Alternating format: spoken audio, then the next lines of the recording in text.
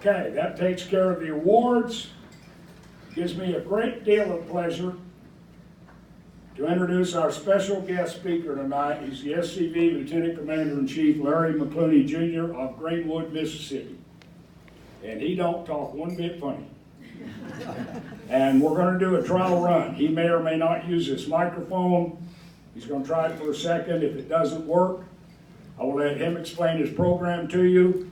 Then after he's done with that, I will explain his books to you. You may have noticed out here on the table. Larry's written several, brought copies of 2 with him, and they will be for sale after the event. Commander McCluney, sir, and I don't speak French.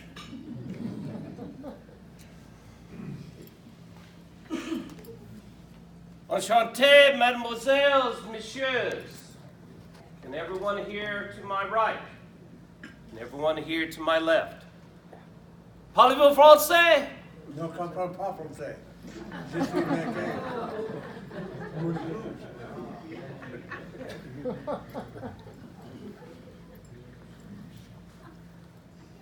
This will be my last report of the Army of Tennessee. It is late April 1865. General Johnston has decided to surrender us to General Sherman just outside of Bentonville, North Carolina. As I sit back and I think about the past 4 years, of the sacrifices that I've made for our country, I think about my life, and I think about the years of service. I was born on a sugarcane plantation just outside of New Orleans. My mother and father were born of noble birth, and they had aspirations for my life. It was laid out and planned that I was to carry out the family business, that I was to marry into the Creole aristocracy. But I had other ideas. I decided I wanted to become a soldier. Around the age of 14, my parents sent me to a French boarding school in New York City. After 2 years, I had mastered the English language, that I could actually speak English without a French accent. It was about that time that my father, who realized that he could not convince me not to become a soldier, decided that if I was going to become one, I needed to be the best one there was, and secured an appointment for me to West Point Military Academy. While I was there, I earned several nicknames. They liked to call me the little Creole, the little Napoleon. The ladies called me little Felix, but we won't get into that story. I graduated near the top of my class. I excelled in artillery and engineering. After West Point, I married my first wife, Miss Laurie, who is with me tonight. Miss Laurie would bear me 3 children. Our third child, Laura, named after her mother. Unfortunately, Miss Laurie would die in that childbirth. After 10 years of mourning, I would marry a second time. And if it was not for Miss Carondelet to pull me out of that 10 years of mourning, I would probably still be mourning my first wife. But that's another story. Not long after my first wife and I married, the United States government had declared war on Mexico, the Aztec War. Some of you may call it the Mexican War. In Mexico, I served under the Corps of Engineers with Captain Robert E. Lee. I was a young lieutenant. It was I that found the route through the lava fields so that General Scott could lead his army into Mexico City.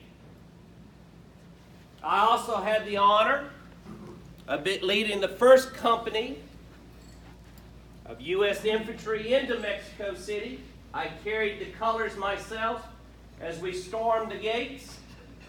I was shot in the shoulder, shot in the leg, shot in my left arm, but I continued carrying the colors and leading the men through. As a result of the Aztec War, I was breveted twice to Major. After the war, General Scott promised me that I could have any appointment I wanted. I decided that I wanted to stay close to home, my home state of Louisiana, and I was placed in charge of overseeing the refurbering the forts along the Gulf Coast, restoring them to combat status. But it was not long as I was overseeing these forts, these coastal forts, that one of the greatest honors of my U.S. military career, I received an appointment to become the superintendent at West Point Military Academy. I have the honor of still holding the record of being West Point Military Academy's superintendent for 3 days. I did not even have the opportunity to unload my luggage because I had received news that my home state was questioning whether they should stay with the Union. The winds of change were taking place. And when Louisiana seceded from the Union, I resigned my commission and went back home. Once I got back to Louisiana, I offered my services to the governor to try to secure the position of Adjutant General over the Louisiana military. And that's when I received word that a certain character by the name of General Bragg was placed in command. I was offered a colonelship over the artillery of Louisiana, but I just could not see serving up under Bragg, who was in my graduation class, graduating near the bottom of my class, and I was graduating at the top. So, I offered my sword to the newly formed provisional government of the Confederacy, and I have the honor of serving as the first Brigadier General of the Provisional Army of the Confederacy.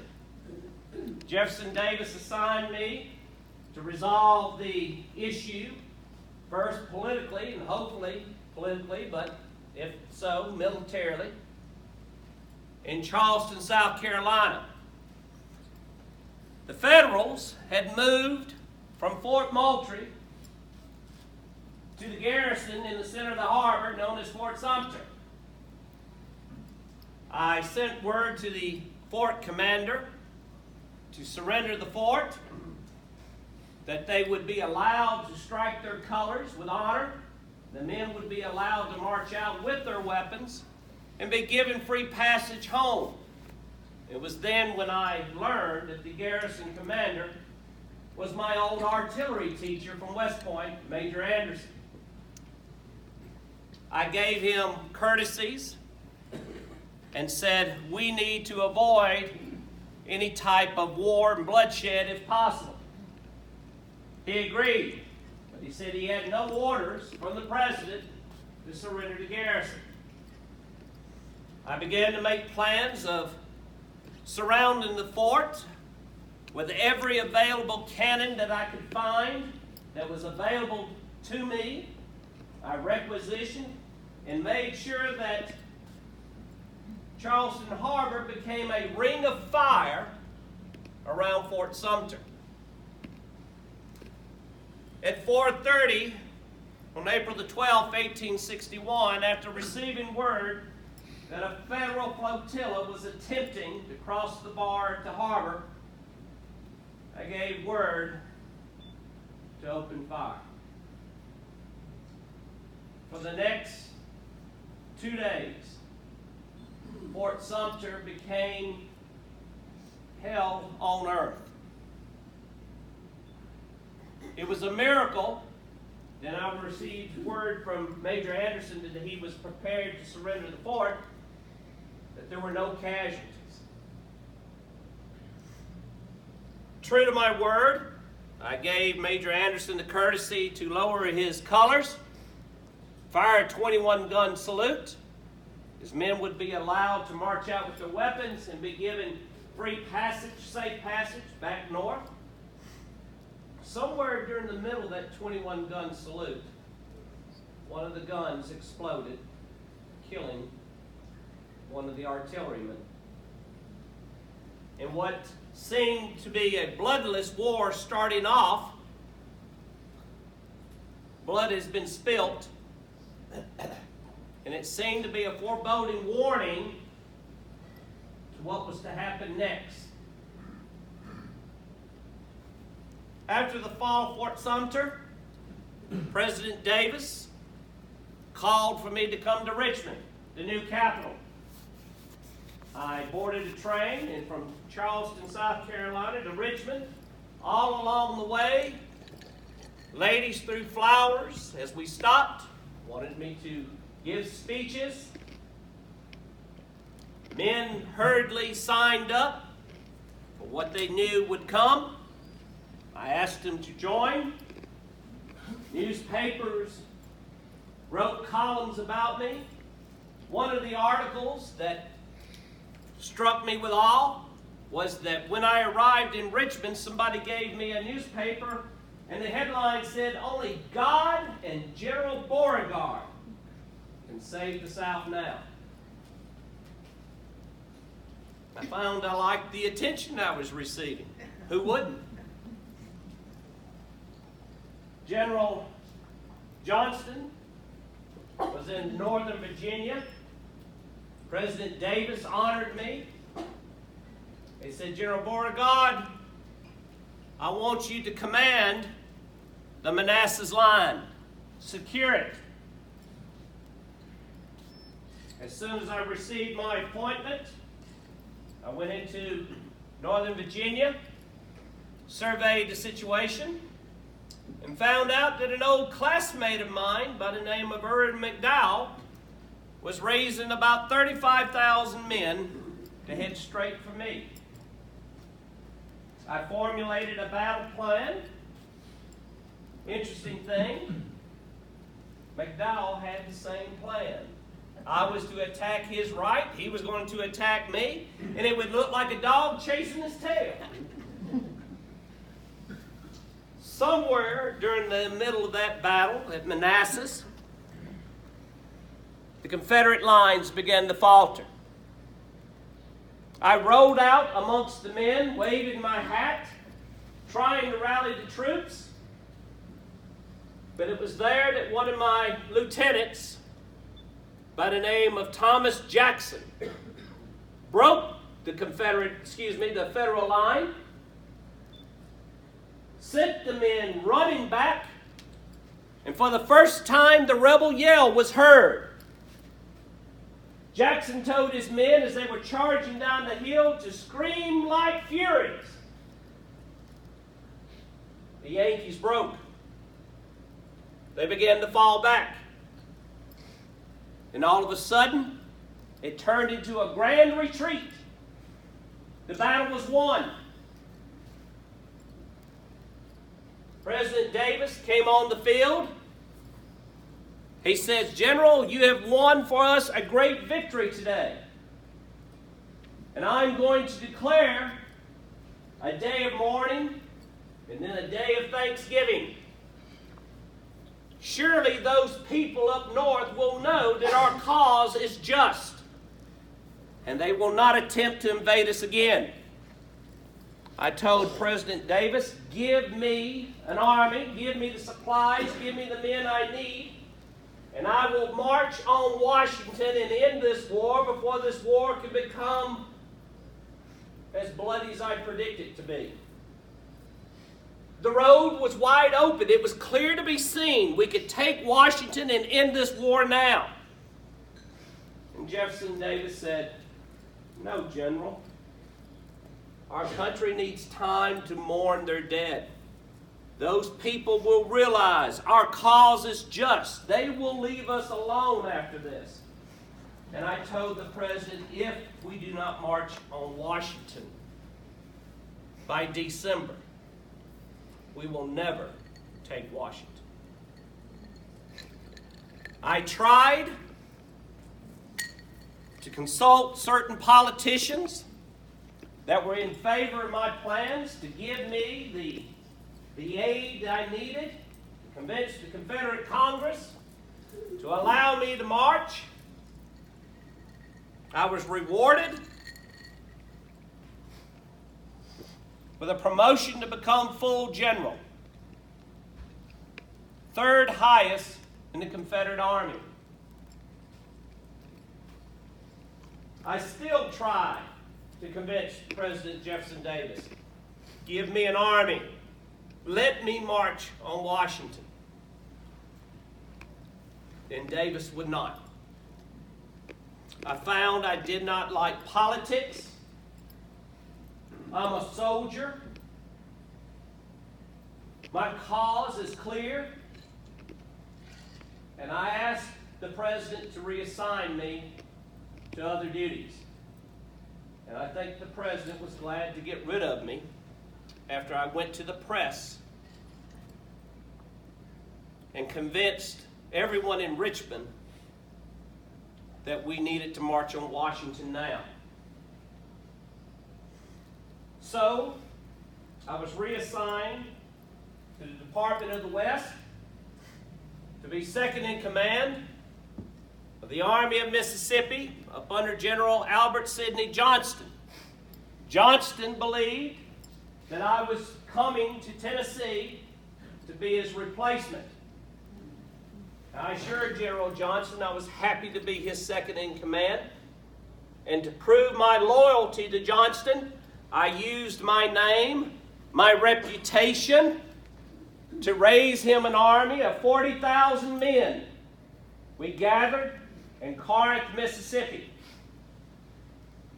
Johnston, to show his support for me, gave me the opportunity to plan an attack against an old classmate of ours by the name of Sam Grant. Grant was bivouacked out on Pittsburgh Landing. It was the perfect trap. He knew he had to keep the Tennessee River open, that crossing there at Pittsburgh Landing, to receive supplies, reinforcements, and a way to escape. My plan was to attack his left, my right, separate Grant from the river, and push him up against the Owl and Lick Creeks, where he would have to surrender. There would be no way his army could retreat. Johnston approved the plan. And Johnston said, we will water our horses in the Tennessee River. On April the 6th at 4:30 in the morning, we struck. I was hesitant at first. The men were green.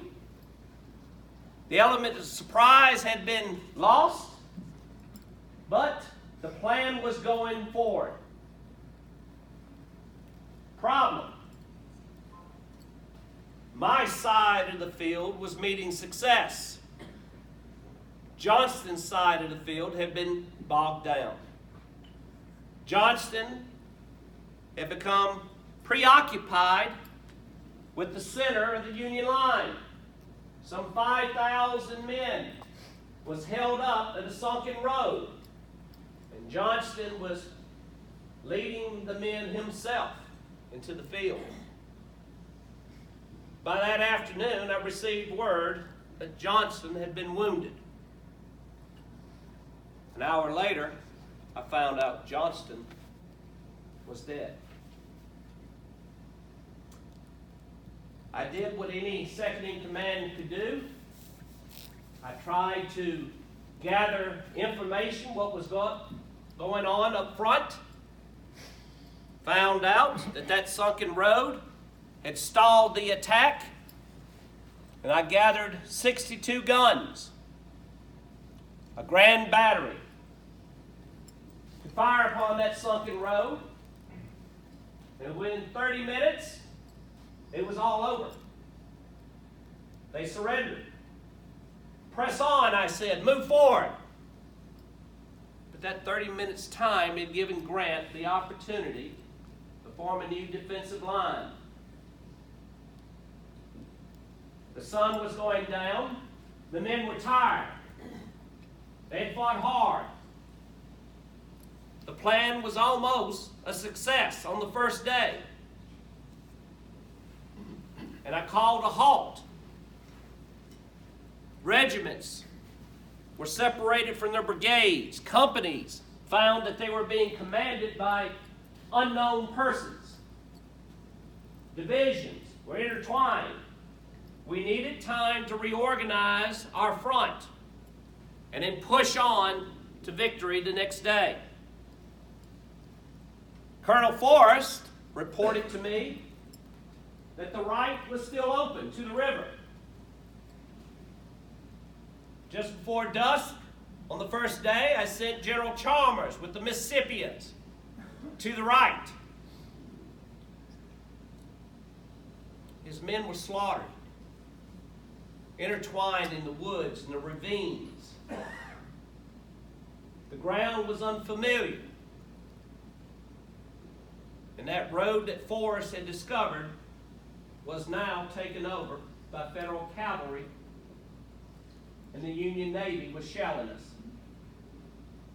That night, I looked over the map, trying to determine where to strike first thing in the morning. It was the most horrific night I had ever seen in my entire military career. The Union Navy was shelling us, lightning, horses were screaming that were wounded on the field, and the eerie glow took place on the battlefield, as if the Valkyries were coming down to claim the dead. The next morning, as the men were preparing for battle, Don Carlos Buell had crossed over with reinforcements to save Grant. We were outnumbered now. They began to push us. But you'd been proud of those boys, my boys, because they didn't run. The Yankees had to fight for every inch that they took back. And finally, by the end of the second day, I called for a retreat back to Corinth. It was an orderly retreat. Even after 2 days of fight, you would have been proud of those boys. The wagons carrying the wounded back to Corinth. Some of the men were cheering, let us reform and go back. But we fell back to Corinth, and it was my belief that Grant would throw his army upon the defenses of Corinth. I made sure that Corinth would become impregnable. But Corinth became a death trap. From April to June, more of my men died from diseases, malaria, typhoid, cholera, because of the poor, unsanitary, unhealthy conditions inside of Corinth. I said, if the Yankees want it, let them have Corinth. It's a death trap. We'll fall back to Tupelo, where the ground is better, the water's cleaner, and I can organize the army better in the open field. It was about that time I was stricken with a throat illness that required surgery. And I left my post for health reasons, and Jefferson Davis scolded me and said I left my post without permission. And decided it was time I needed to be replaced. I left Tupelo in disgust. I begged the president, give me my army back, and I will win victories. Instead, he replaced me with General John C. Pemberton. And I would replace Pemberton back in Charleston, South Carolina. From 1862 to 64, I felt like I was in exile. Me, the hero of Fort Sumter, the hero of Manassas, third highest general in the Confederate Army at that time. So if I'm to be in exile, I'll make the best of it. I will make Charleston the strongest, most impregnable city on this earth. Defenses were built. Fort Wagner was doubled in size. Troops were called in. Cannons were brought to bear upon the federal fleet. I also used every scientific idea, new technology. Some of you may have heard of the submarine, the Hunley. Torpedo boats called the Davids. Landmines called torpedoes. Charleston was impregnable. In late '64, Jefferson Davis recalled me back to Richmond. He asked me to build up the defenses around Richmond. Richmond was being threatened by James Butler. Butler had landed on the Bermuda 100 with some 40,000 men. All I had at my command was some 5,000 men, old men, children, and the president would not give me the combat-hardened veterans that was in the area to place in my command to hold off this threat. So I did the best I could. I bottled up Butler on the Bermuda 100 and made him believe that he was facing an army of some 50,000 men, and all I had was 5,000 old men and children holding him there on that peninsula, if he only knew what he was facing. I held that position just long enough so that Robert E. Lee and his army could get behind these defenses I had developed to hold Richmond and Petersburg. Grant, I knew what he was going to do. He was going to lay siege to us. I tried to convince General Lee, we must get out from behind these defenses. You have proven it yourself. Grant can be beaten in the open field. If we stay here,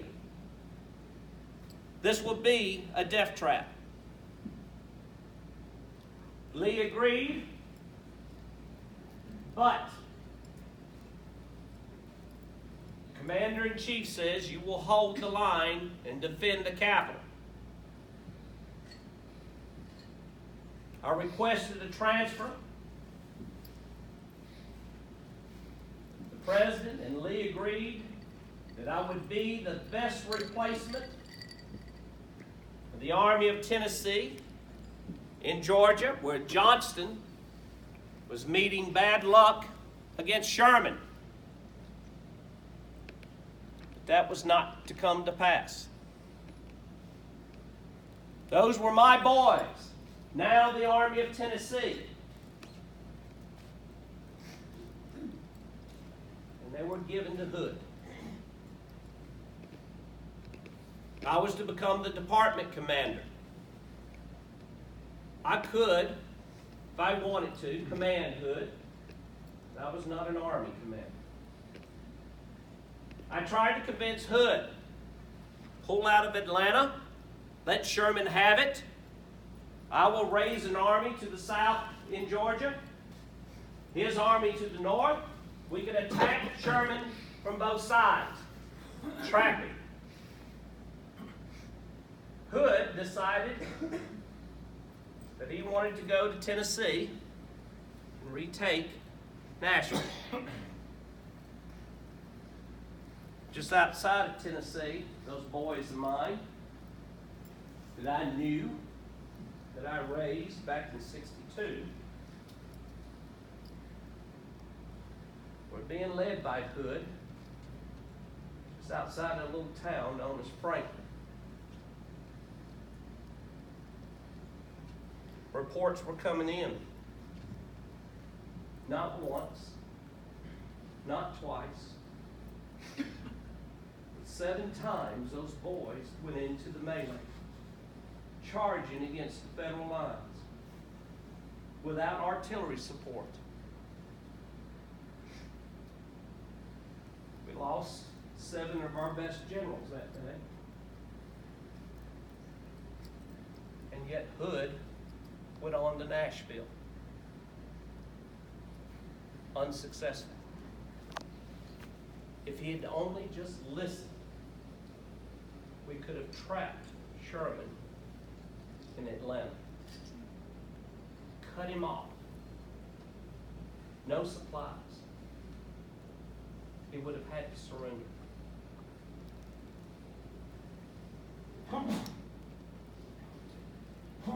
Robert E. Lee recommended to President Davis, after Hood resigned his command, the only person who could really lead the Army of Tennessee was General Beauregard.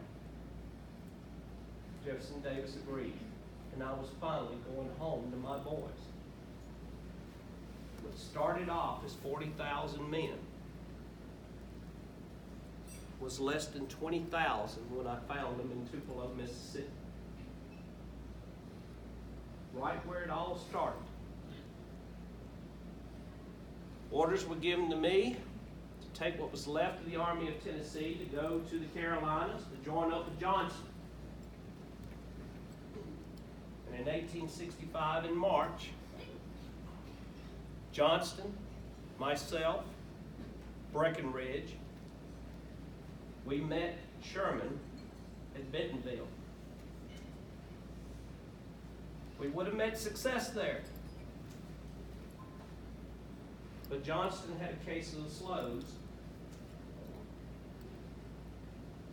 The success we was meeting, finally numbers began to play against us. And we held the line just south of Goldsboro, North Carolina. Sherman would not go any further north. He was afraid we were receiving reinforcements. It was around April the 9th, we received word that Lee had surrendered at Appomattox. We knew the end was coming near. Breckinridge and myself began to realize that our boys are trapped between Grant to the north and Sherman to the south.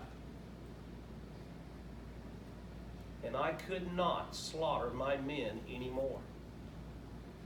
Breckinridge and I talked to Johnston, and Johnston began to realize that yes, to save our men, he must surrender. I did not want to, but the human thing to do was to save my men. On April 26th, Johnston signed the surrender to the Army of Tennessee. My last appearance before the Army, I stood before my men and I told them they had fought gallantly, that they will be remembered throughout history.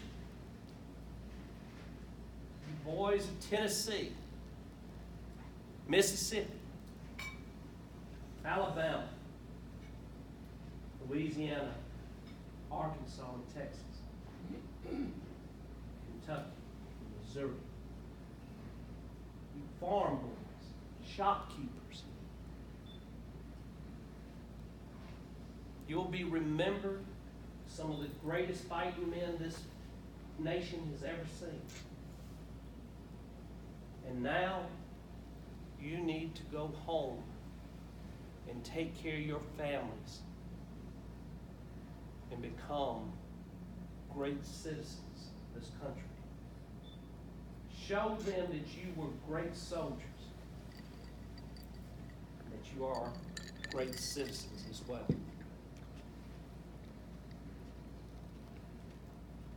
It was the last time I saw my men.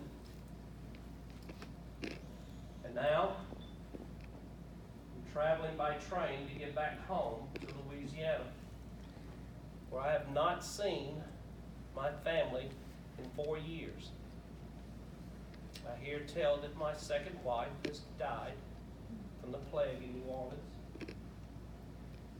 and my children are dispersed, staying with relatives.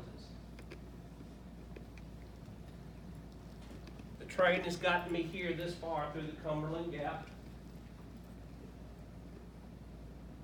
I'm not used to this rich food that you've given me tonight. I thank you for that. To you who have supported the cause, who have supported my gallant boys, thank you. And now I must say adieu. To you men of the Army of Tennessee, I salute you one last time. Thank you. Au revoir.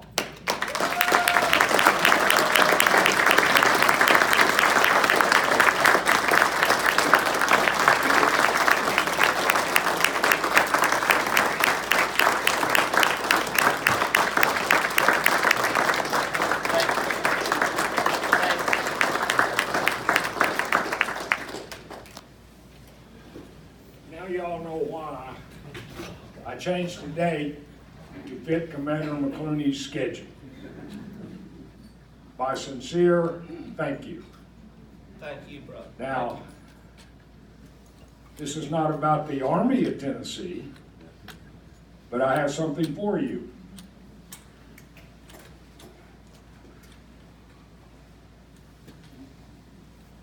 This is for you and Annette, from me and Ruth Ann. Thank you, brother. It is a beautiful book. Yes, it is. You won't see a word in there about Tennessee football. It's a shame. Thank you. Thank y'all. And thank you, gentlemen. Thank you, ladies. And my wife, thank you. And thank you for your hospitality.